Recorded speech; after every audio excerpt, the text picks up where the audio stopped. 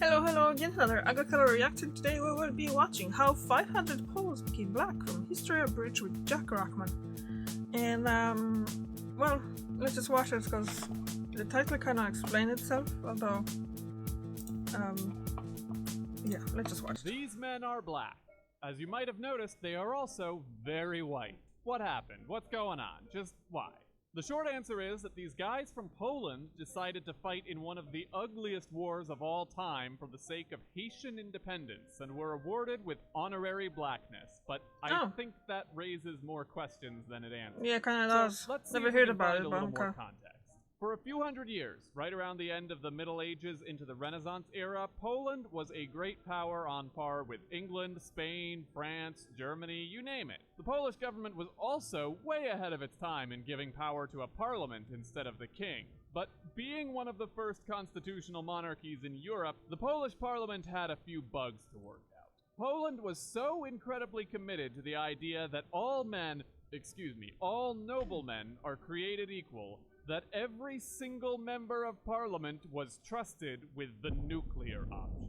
Any member of parliament at any time could utter the phrase, "I do not allow it," and whatever law was being debated would immediately fail. And also, the entire parliamentary session was ended. And also, every other law that had been passed in that session was cancelled.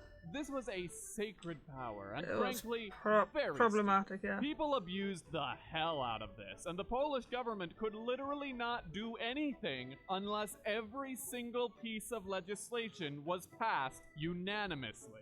All of Poland's neighbors quickly discovered they also could abuse the hell out of this system, because if Poland ever did anything they didn't like, all they had to do was bribe one single MP and they could bring the entire Polish government to its knees. Poland was so weak that by the late 1700s, the only people passing laws in Poland were the Russians. The Russian ambassador was literally walking through the Polish capital, arresting Polish politicians, and nobody could stop him. The people of Poland finally created a second parliament, which was exactly the same as the first parliament, but without the nuclear option. But by then, it was too late. As soon as the Polish people started trying to pass reforms, Poland was carved up by its neighbors, and the Polish army stood no chance. So now there's no more Poland, but there's still a bunch of Polish soldiers who don't want to fight for the people who just conquered them. They really miss having a representative government and would kill for a chance to liberate Poland.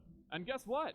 France would be very interested in liberating Poland because Polish people thanks went to the France. French Revolution, everyone in Europe is out to get them, and they desperately need allies. Also thanks to the French Revolution, France is fighting for liberty and equality. At least, mostly.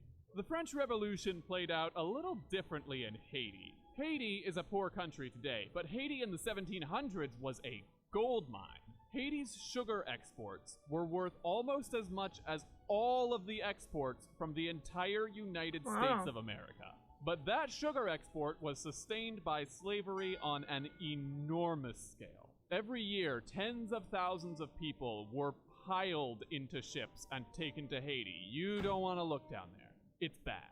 So bad that about 15% of people down there die before they ever see land again. But France keeps bringing in ships full of Africans instead of using the people already enslaved in Haiti. Why? Because thanks to all the yellow fever, 50% of people brought to Haiti as slaves died in their first year. That statistic alone is a very good reason for people to run away, as if the enslavement wasn't enough. So, the French planters decided to make the punishment for disobedience worse than a 50% chance of death by mosquito. Whippings are just the beginning. The French used burning, castration, and that's after the king passed a bunch of laws saying what you couldn't do to slaves. French Haiti is practically Caribbean Auschwitz, and the French have been running it for 100 years. So the French are a little afraid of an uprising, considering they're outnumbered by their slaves by, 10 to 1? And then the French Revolution happens, and the French government declares all people are free and equal. This caused quite a bit of controversy back in Haiti. How is that ambiguous? All people are free and equal. No, all people are free and equal. Anyone who isn't free and equal isn't a person. To hell with France! Think how much money we could make on our own! We would finally be free to treat our slaves however we want! I'm thinking Iron Maidens! I'm thinking acid attacks! I reckon we could do that thing where you coat them in honey and lock them in a boat with a bunch of fire ants! The Haitian Revolution began with a slave uprising in 1791. The rebels believed that the French government would be on their side, what with the freedom and equality and all, but actually, the French government gave citizenship to black Haitians who were already free, ruling that black people had rights, except for the ones that didn't. The start of the revolution was a sordid, bloody affair, but as the rebels began to organize, they centered around a man named Toussaint Louverture. Louverture was willing to work with the French, even the plantation owners, to rebuild Haiti into a place where all men are equal. The white plantation owners said, that noise. They're so upset over the free black people being citizens, they ask Britain to pretty please come conquer them so they can continue being asshats. Britain says, did somebody say asshats? And sends a whole bunch of teenage soldiers to go get yellow fever in the name of autocracy, slavery, and discrimination. After all, the British don't want their captives over in Caribbean Dachau getting any ideas. But there's hope!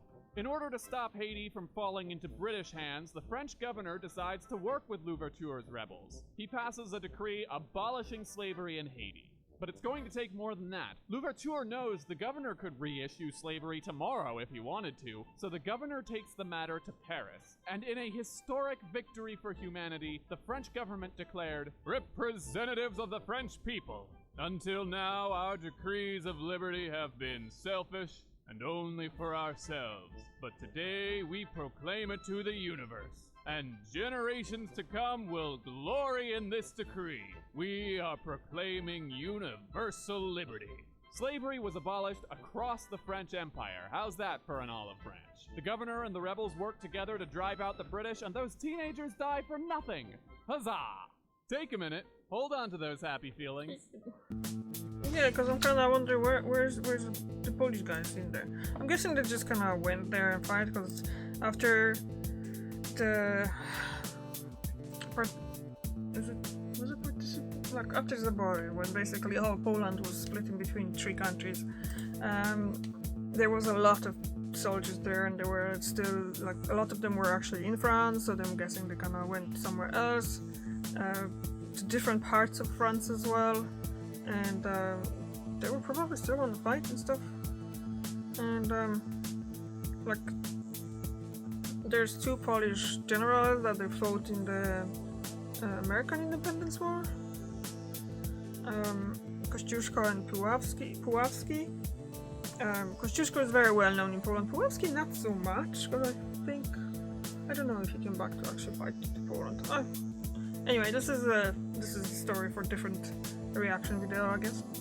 So yeah, so far I'm kind of the Haiti didn't have an easy life, and still doesn't, isn't it? It just, I don't know if it's because of the fact that it's such a great geographical location for growing stuff. So obviously then they were growing a lot of sugarcane and stuff. That's where the sugar coming from, isn't it? And I don't know. Sometimes it's a history, but I think it's a history that could have been avoided. People could have been better. There could be no racism back in then, but no, people are just terrible to each other. Especially if someone is a bit different. Not about the polls yet, which means this video is not over. In 1799, Napoleon is in charge of France, and he writes a new constitution for the empire. One that is noticeably less rah-rah about human rights and citizenship. In fact, he's very clear that colonies are going to be getting special rules that are different from the way things work in France. To Louverture, who is now the governor of Haiti, that sounds a lot like slavery's coming back. So in 1801, Louverture says, colonies get their own rules, awesome, here's Haiti's rules. Under no circumstances can slavery come back, and also I'm governor for life. Napoleon is not amused. He sees Louverture's constitution as a call for secession, and the war begins all over again with a whole new cast of characters. To reclaim Haiti, Napoleon sends his general and brother-in-law, Charles Leclerc, and gives him 2 secret instructions. When Leclerc arrives, Louverture and his army retreat and burn down the city of Le Cap, and Leclerc is surprisingly cool about it. He writes letters to Louverture saying, "No worries, man. You gotta do what you gotta do. Whenever you're ready to surrender, we've got money and a job all lined up for you. No chains attached."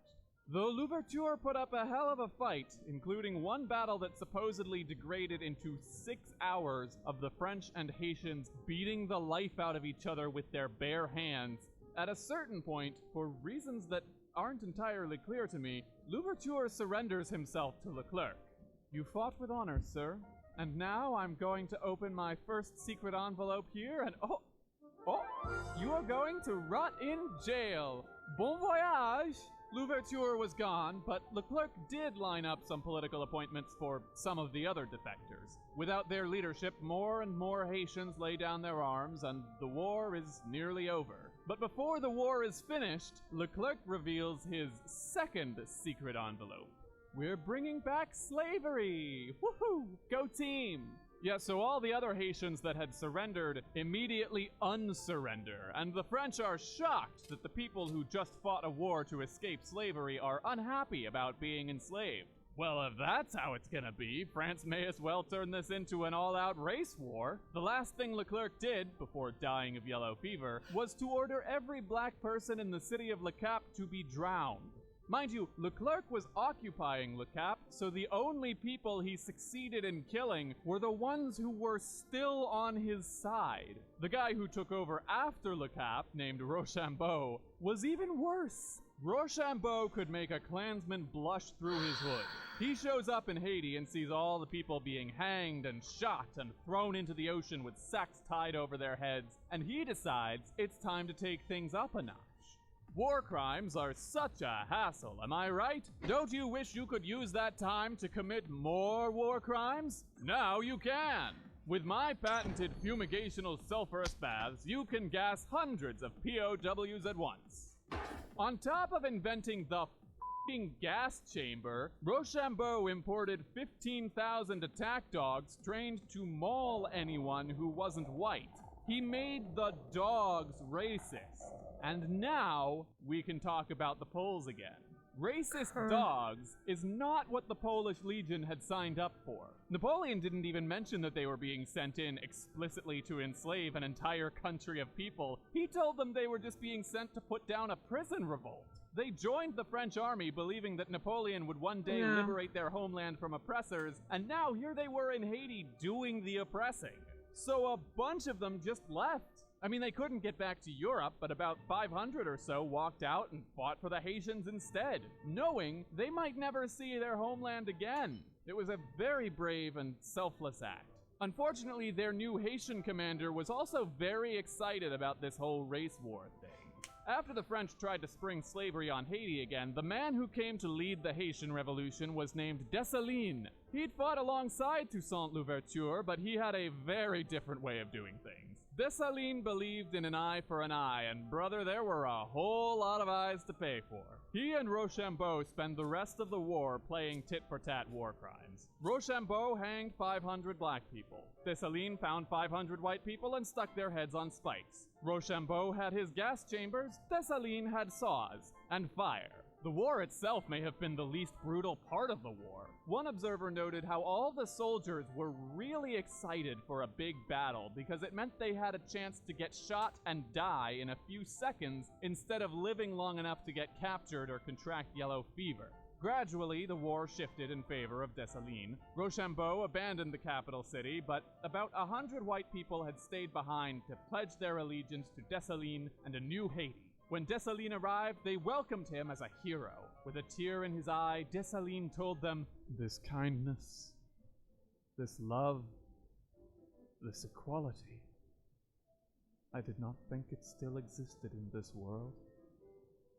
This had better be the last of it." And he hanged them all. Even when the war was over, Dessalines' mission wasn't finished.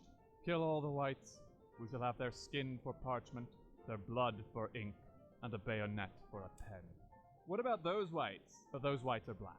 The only exception to Dessalines' policy of racial extermination was the Poles in his army, who were probably feeling really uncomfortable about this Yeah, whole well, I situation, but guess. they were in way too deep to say anything. So, Dessalines might have turned Haiti into a different kind of dystopia, but at least slavery was abolished once and for all. Until Dessalines forced everybody to work in the plantations again. And then For Dessalines real? got assassinated, Haiti split in half, the northern half became a literal monarchy again, and then France came back demanding reparations for the war they lost, and Haiti spent the next 200 years in disorder and poverty. Moral of the story is, the Poles and the Haitians just can't catch a break. No. What the? Like, what? I'm just lost for words. Like,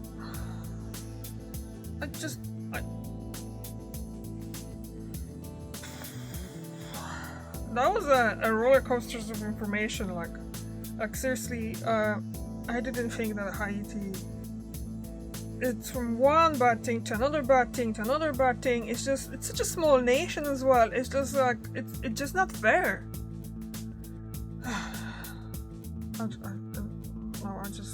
Okay. Thank you very much for watching, and I see you tomorrow. Bye.